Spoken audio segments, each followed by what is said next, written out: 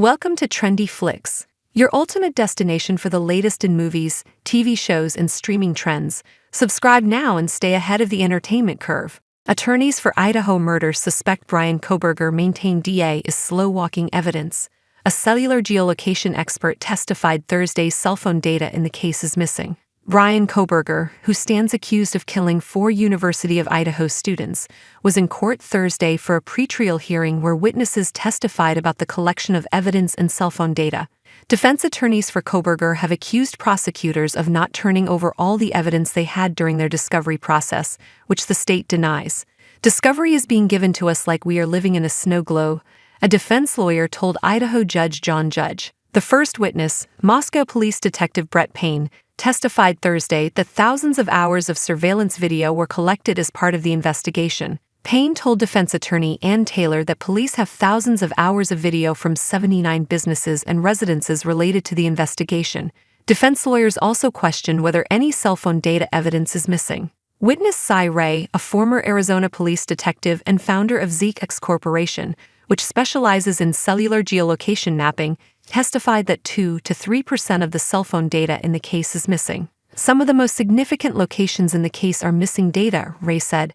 He noted that he needs all the AT&T source data and other information for him to pinpoint where Kohberger's phone was at the time of the murders. "Because of the piecemealing of the data, because of the missing data, because of the data I'm reviewing that is incredibly inaccurate, everything that is missing is absolutely in benefit of the defense right now," Ray testified, adding, "There are other reports that are missing that I can't tell you are benefiting of Mr. Kohberger or the state." Prosecutors allege that Kohberger is the masked man who entered a house just steps from the University of Idaho campus around 4 a.m. on November 13, 2022. 4 undergrad students, Maddie Mogan and Kaylee Goncalves, both 21, their housemate Xana Kernodle, 20, and her visiting boyfriend, Ethan Chapin, also 20, were all found dead inside the home. He faces 4 charges of first-degree murder and a felony burglary count. Kohberger, a Washington State University criminology graduate student, was arrested on suspicion of the killings on December 30,